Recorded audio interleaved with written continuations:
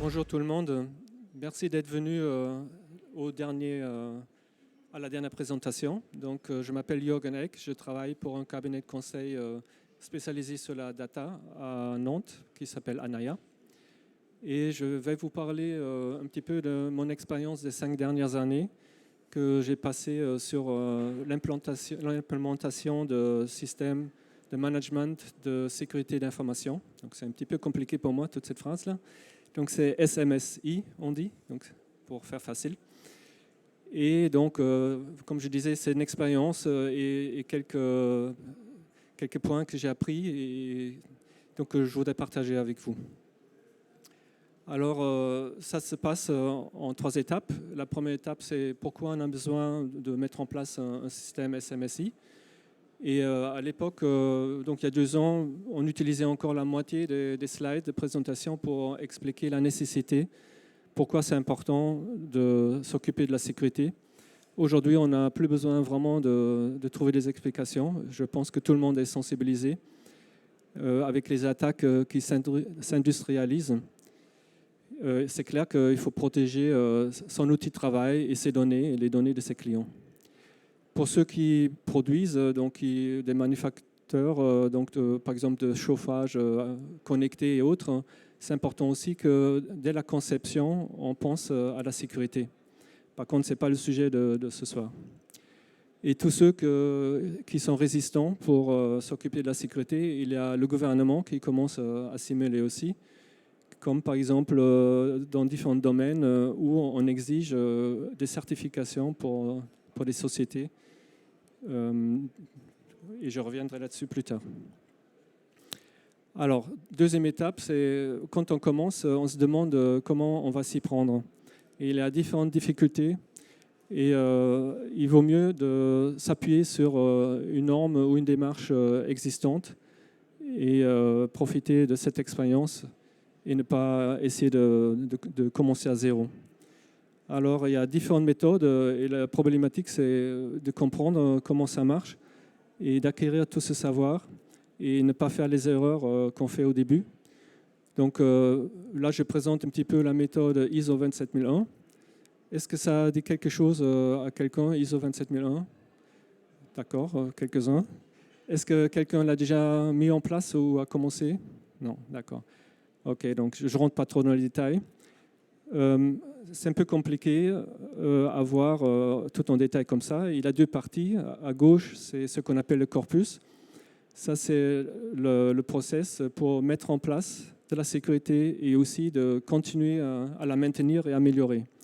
Et à droite, c'est un ensemble, donc une centaine d'exigences de sécurité dans différents domaines. Par exemple, quand vous embauchez quelqu'un, comment vous faites pour vous assurer que s'il travaille sur des endroits sensibles, que c'est une personne à qui on peut faire confiance, ou le contrôle d'accès physique ou informatique.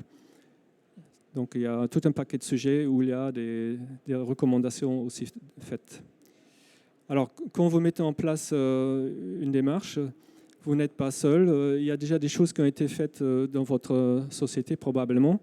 Donc par exemple l'ISO 9001, donc la qualité qui a été mise en place, ou d'autres normes, comme vous pouvez voir ici, sur la sécurité du personnel, par exemple, ou pour le service informatique, il y a aussi des normes.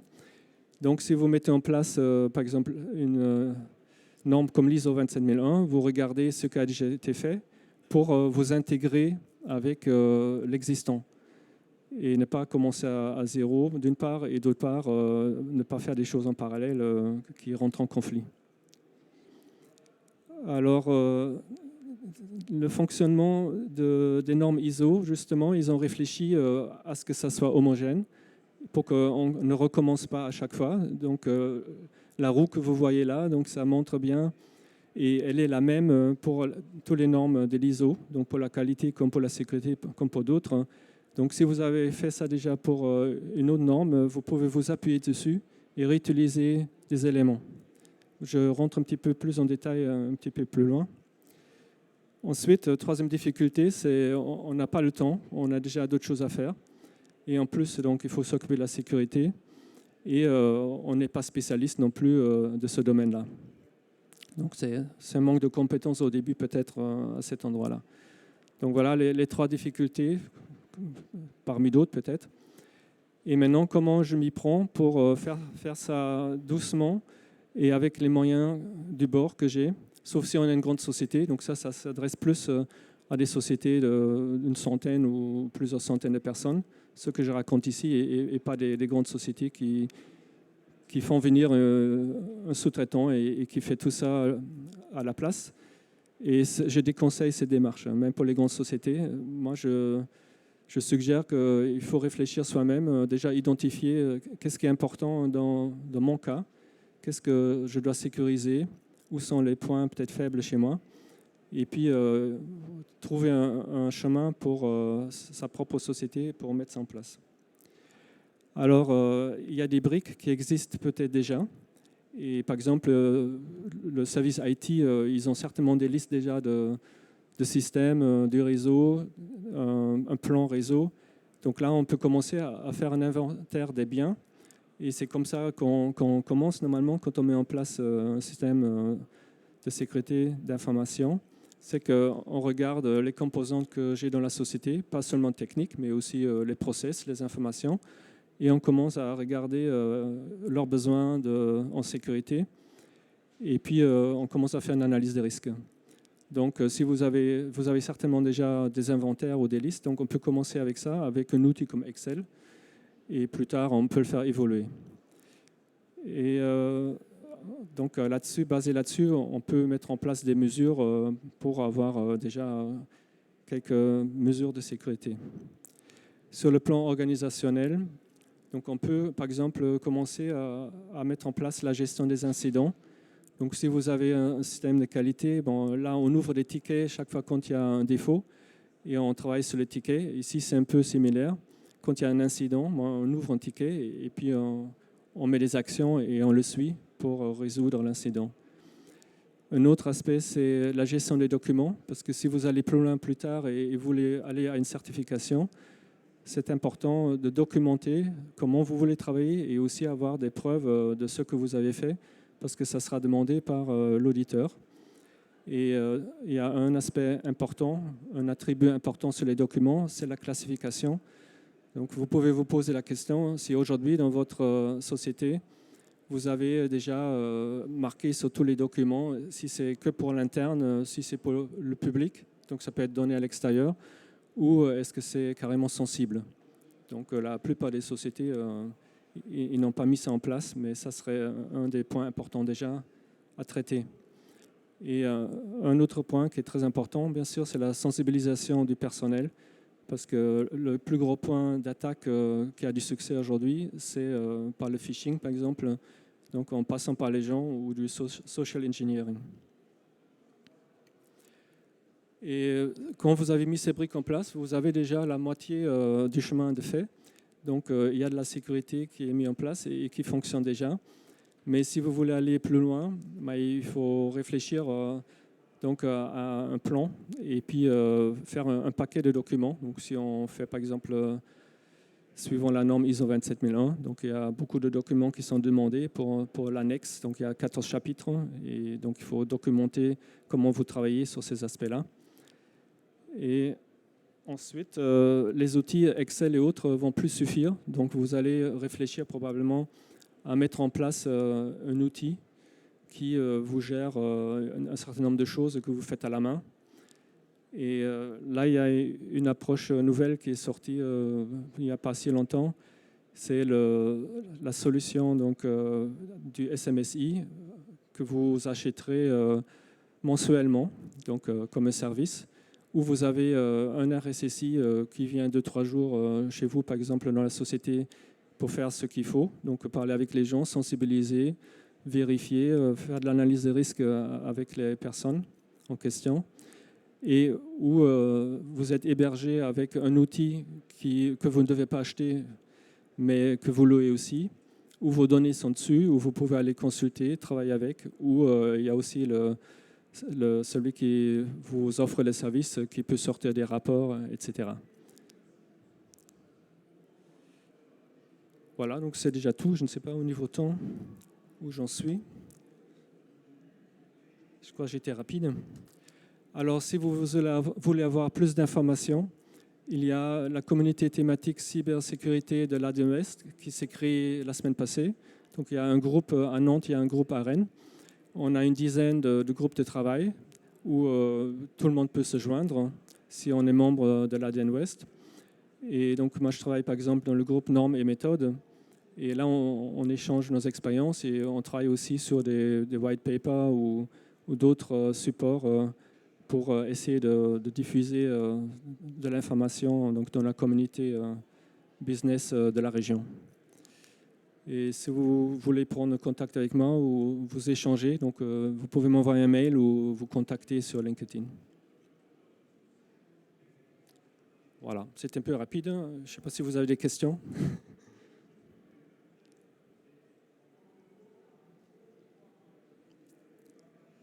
Personne n'a envie de mettre en place un SMSI? Ou au moins de commencer déjà? Ah.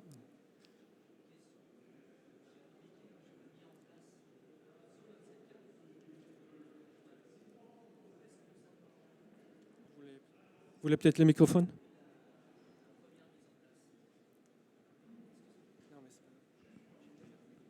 Combien de temps vous a pris la première mise en place de l'ISO 27K? D'accord, donc c'est une bonne question. Donc au début, ça a mis du temps aussi à apprendre et il faut aussi que le client, donc moi, je suis consultant, donc je suis chez un client qui soit prêt aussi. Donc il y a un projet où on a mis 1 an en fait. On est resté à 2 personnes pendant 1 an chez ce client, mais on a vraiment fait beaucoup de choses, pas seulement l'aspect sécurité, mais on a mis en place aussi tous les autres processus que vous mettez en place normalement pour la qualité et autres, parce qu'il n'y avait rien. Et les gens ne se sont pas occupés du tout. Donc ils nous ont laissés et on a travaillé à 2 à 80% du temps pour mettre ça en place.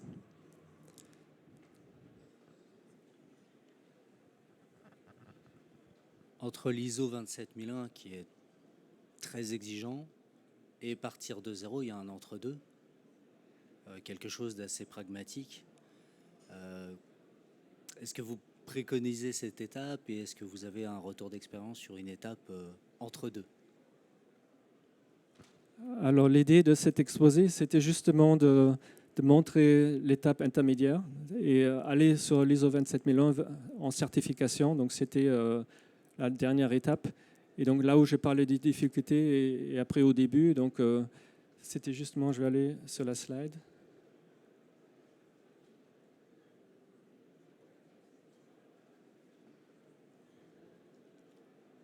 Voilà, donc c'est ici, il y a quelques idées où on peut commencer sans utiliser l'ISO 27000 nécessairement, mais on peut mettre en place déjà un inventaire. On regarde donc les composants qui sont importants chez vous, donc un serveur, les firewalls. Donc là, c'est de l'informatique, mais il y a d'autres aspects. Il y a les processus, il y a les données. Quelles données sont sensibles chez vous? Donc vous les mettez dans un Excel, vous les groupez pour ne pas avoir des centaines ou des milliers. Vous faites des catégories et puis vous regardez les catégories suivant l'exigence en sécurité. Vous regardez donc, vous faites une analyse des risques et là où vous avez les risques les plus importants, les 5 premiers ou 10 premiers, mais vous les traitez et vous laissez les restes. Donc c'est l'approche 20-80. Et voilà. Merci. D'autres questions? OK. Oui.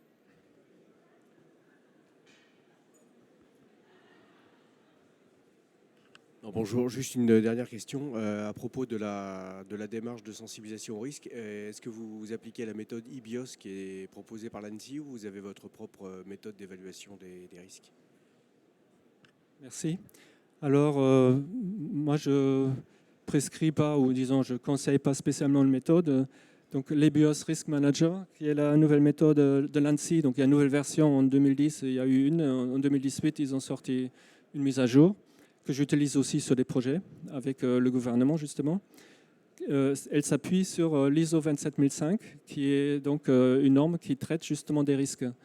Et on l'utilise dans des projets. Et moi, je trouve que c'est une bonne approche parce que ça simplifie un petit peu la norme, comme toutes les normes qui sont un petit peu, ou pas qu'un peu, sont difficiles à appréhender, à comprendre. Donc, nous, on l'utilise et donc c'est tout à fait une approche à utiliser. Et c'est plus facile si on commence avec 27005. Voilà. Et donc, il n'y a pas que l'ANSSI en France qui simplifie ou qui produit des documents qui sont très bien faits. Donc, on a pris une brochure tout à l'heure, d'ailleurs, sur un stand de sensibilisation et aussi des mesures d'hygiène, comme on dit. Donc, si je quitte mon PC, je le ferme, je ne laisse pas ouvert. Quand je trouve une clé USB, je ne vais pas la mettre dans mon PC, etc. Et les Allemands, ils font pareil. Donc, il y a le BSI chez eux. Donc, et d'ailleurs, les deux entités travaillent ensemble.